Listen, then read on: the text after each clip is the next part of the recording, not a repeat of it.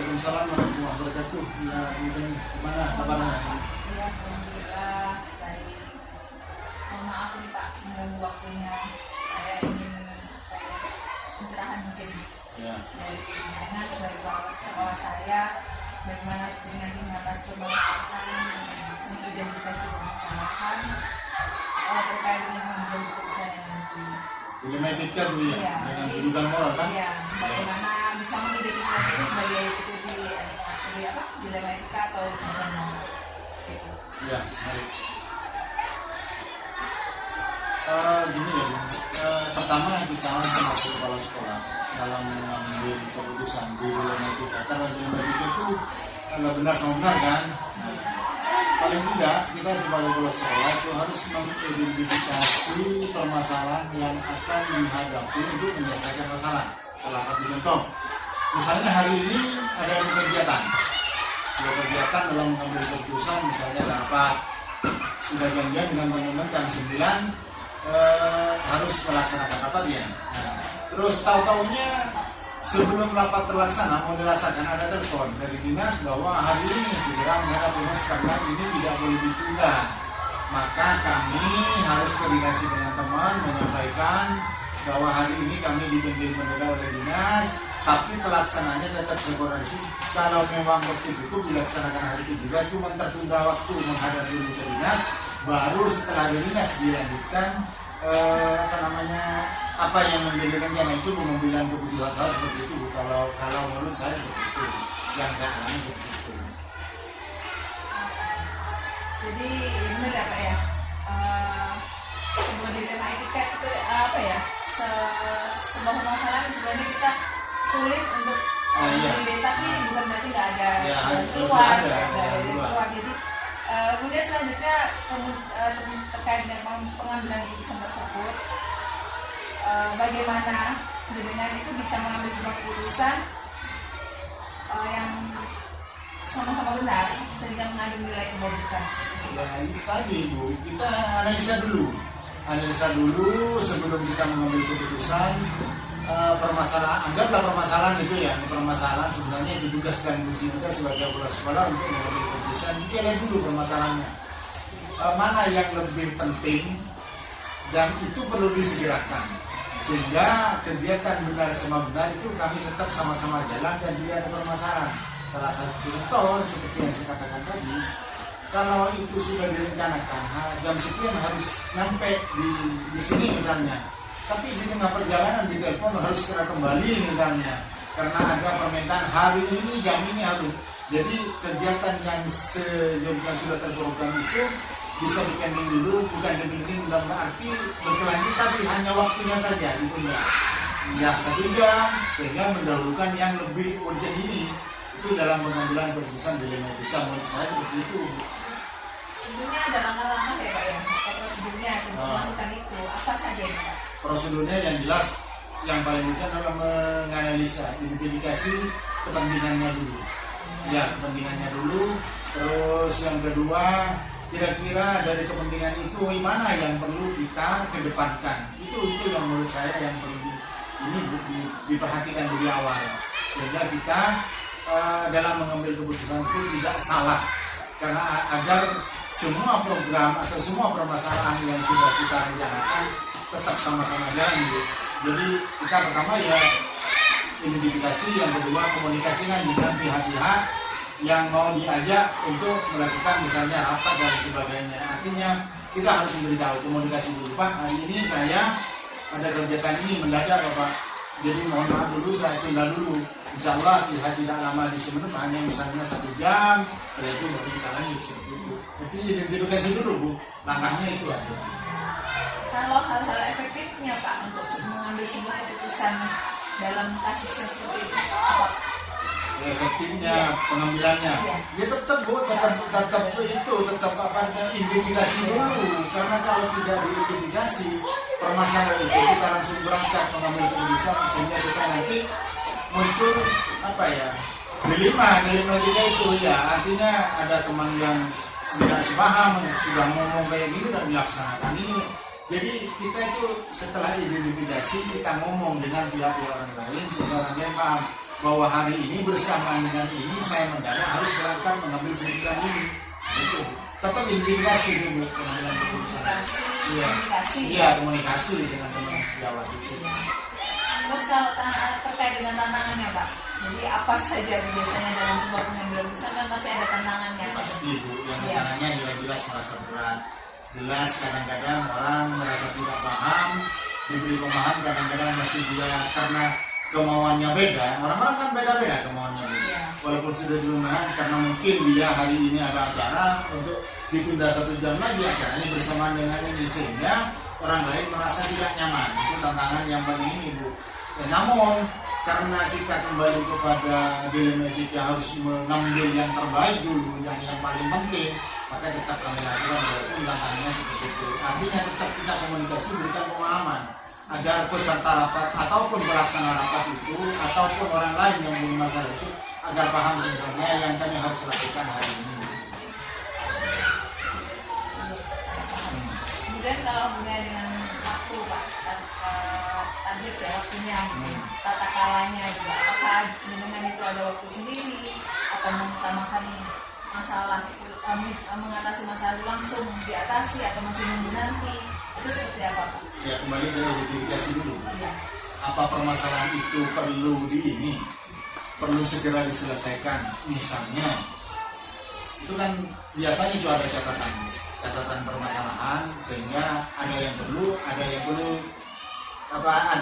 segera dilaksanakan penanganannya, ada yang masih bisa terhindar. Salah satu contoh misalnya sekarang ada kasus anak bertengkar sampai memar misalnya, sampai memar anaknya bertengkar.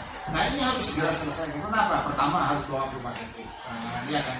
Nah yang kedua harus komunikasi dengan pihak orang tua.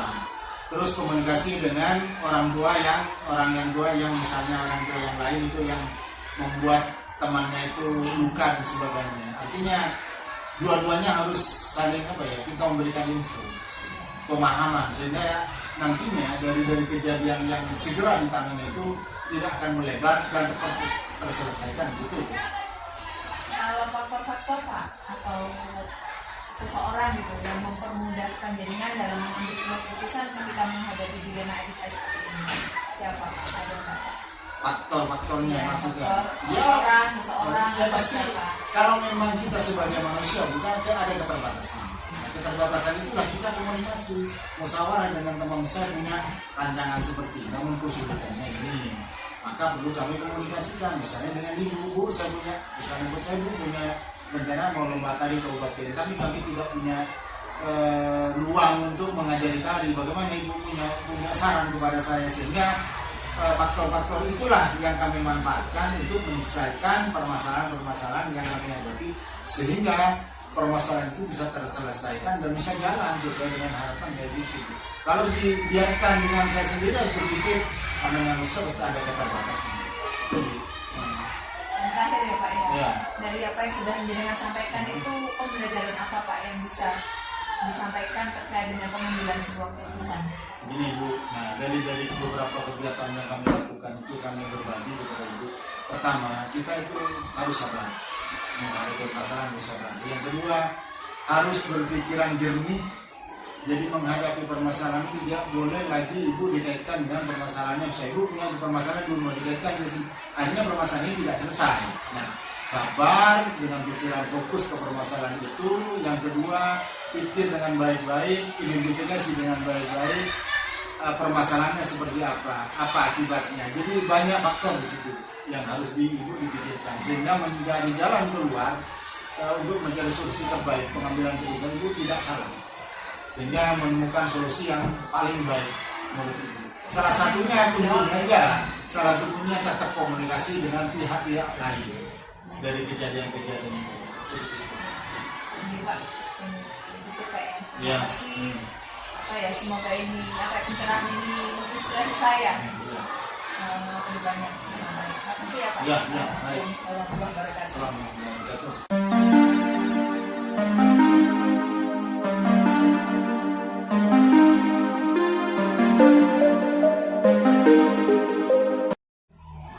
Assalamualaikum Pak Sodik. Maaf ya, saya mengganggu waktunya ini. Begini Pak,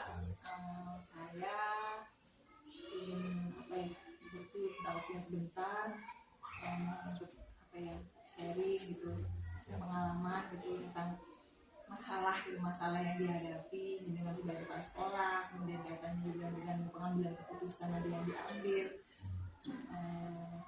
Berkenan untuk bisa memberikan penjelasan untuk saya gitu. Jadi terkait masalah pernah mengalami masalah apa gitu, nanti akan ada pertanyaan dari saya selanjutnya gitu. Mungkin sejak menjadi kepala sekolah, pertama yang menjadi permasalahan tentang penerimaan siswa baru di kelas 1, karena di sekitar sekolah yang dekat dengan sekolah itu ada salah satu sekolah yang kebetulan gurunya itu kepala yayasan di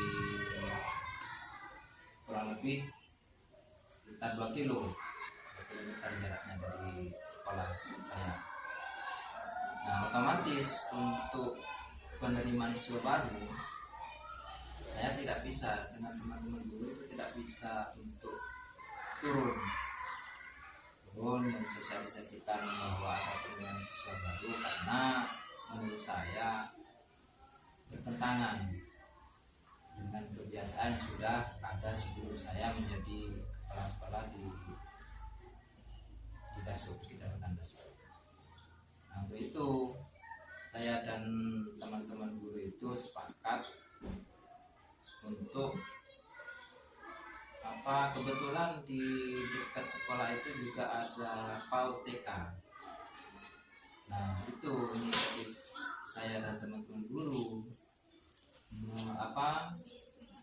kerjasama dengan kepala PAUD TK itu, yang kemudian dijadikan ketua komite.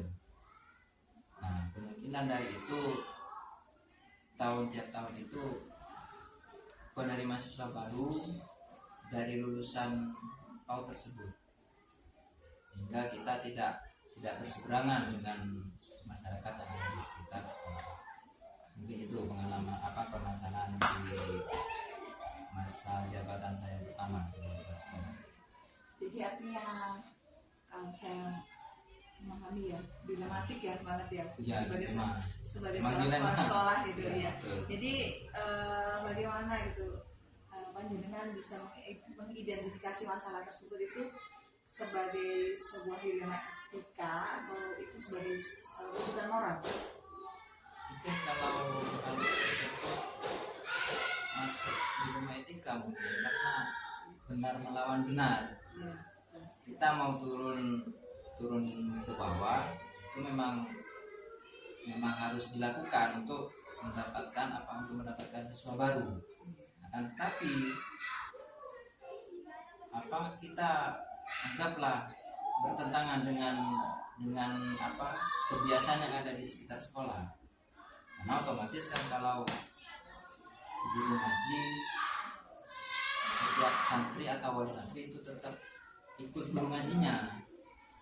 Jadi kita untuk memaksakan masuk ke sekolah saya itu, ke sekolah dasar negeri, kayaknya tidak mungkin.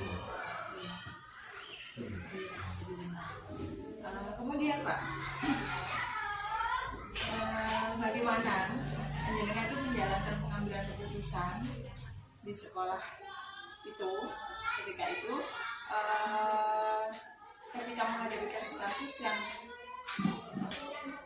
sama-sama benar seperti ini, sama-sama mengandung nilai kebajikan, kan tujuannya sama-sama baik. Ya, pertama saya dan teman-teman itu melakukan musyawarah, konsultasi dengan pemangku kepentingan, diantaranya adalah tokoh masyarakat juga. Terus yang tidak kalah untuk dijadikan sebagai masukan, kita melibatkan pengawas.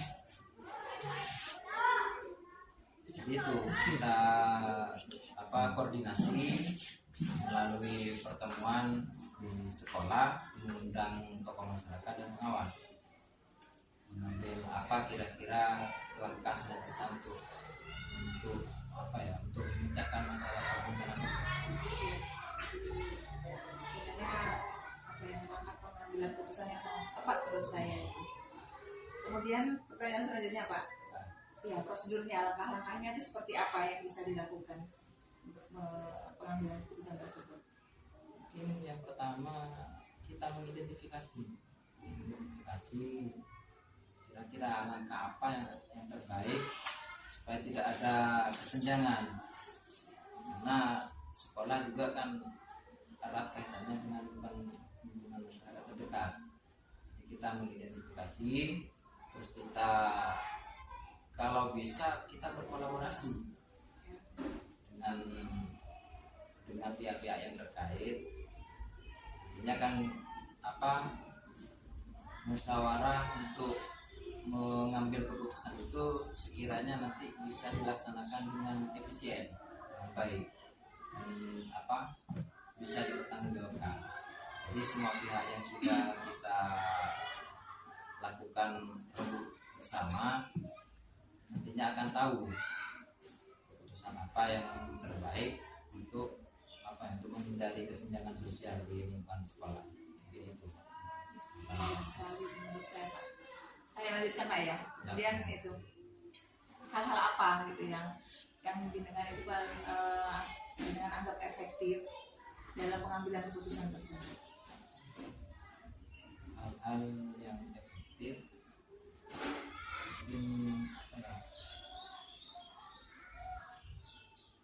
sebenarnya sama sih seperti tadi ya, sudah teridentifikasi gitu kan ya, masalah itu mengidentifikasi dulu, kemudian melanjutkan musyawarah gitu, Pak. Untuk selanjutnya itu hal-hal yang efektif mungkin untuk kedepannya kita lebih meningkatkan lagi performa yang ada di sekolah saya sendiri, dan itu mungkin dari pihak lingkungan masyarakat jadi lebih tertarik untuk menyekolahkan di sekolah negeri. Jadi ada aksi gitu ya, ada aksi nyata, ada aksi dari sekolah memberikan sesuatu yang beda gitu. Ya. Saya lanjutkan lagi, Pak. Ini saya ingin tanyakan, kemudian ini berhubungan dengan tantangan gitu. Tantangan tentunya dalam mengambil sebuah keputusan itu enggak mudah gitu. Ketika sudah ada sebuah keputusan kan pasti akan ada tantangannya. Kira-kira apa gitu ya bisa dengan prediksi sebagai kepala sekolah terkait tantangan? Mungkin tantangan yang pertama adalah dari pihak kepala yayasan itu yang pastinya ada kesenjangan walaupun sedikit, tapi kita mengambil inisiatif untuk untuk soal ke kepala yayasan tersebut bagaimana langkah untuk selanjutnya yang terbaik. Jadi kalau turun ke bawah itu tidak mungkin kan, jadi kita sama-sama menyadari dengan kepala yayasan tersebut, diserahkan ke anak peserta didik dan wali muridnya nanti. Bila-bila yang mau di sekolah kemana silahkan, kita tidak memaksakan, jadi dipasrahkan ke anak yang mau masuk sekolah, mau sekolah di negeri atau di yayasan, itu kita sama-sama menyepakati. Jadi tidak ada istilah berebut, itu kan tidak berguna nanti. Mungkin itu. Yang terakhir mungkin ini satu lagi. Ada target tertentu gitu atau tata kala waktu gitu untuk menyelesaikan masalah tersebut bagi dengan apakah ada waktu khusus atau harus kapan, harus tanggal ini, harus hari ini gitu, menyelesaikan sebuah masalah ketika panjenengan mengalami masalah gitu, dengan sekolah. Untuk menyelesaikan masalah yang terjadi sebisa mungkin, secepat mungkin bisa diselesaikan. Jadi tidak ada ulur waktu, sehingga masalah yang segera untuk diambil keputusan itu segera terselesaikan. Yaitu dengan cara identifikasi dulu, kemudian menentukan pihak-pihak yang terkait, bisa di lingkungan sekolah sendiri atau juga pemangku kepentingan. Jadi kita langsung koordinasi, kalau diperlukan ya kita rembuk bersama melalui bisa pertemuan langsung atau melalui koordinasi melalui melalui medsos atau apa terserah. Jadi sebisa mungkin dalam mengambil keputusan ketika ada suatu permasalahan secepat mungkin diselesaikan, karena itu lebih efektif kemungkinan. Kalau faktor-faktor atau seseorang Pak, ada nggak yang bisa membantu untuk mempermudah panjenengan ketika harus mengambil sebuah keputusan? Kalau faktor yang membantu itu yang terdekat, rekan-rekan dulu itu semua. Yang terdekat. Kalau kemungkinan masih diperlukan diperlukan masukan yang lebih valid lagi, kita melibatkan ketua komite dan pengawas paling tidak. Pengawas kan perwakilan dari dinas pendidikan. Jadi harus melibatkan banyak-banyak pihak yang terkait. Jadi dari seluruh pengalaman itu, dari yang sudah jadi masalah-masalah yang terjadi yang tadi diceritakan itu, pembelajaran apa Pak yang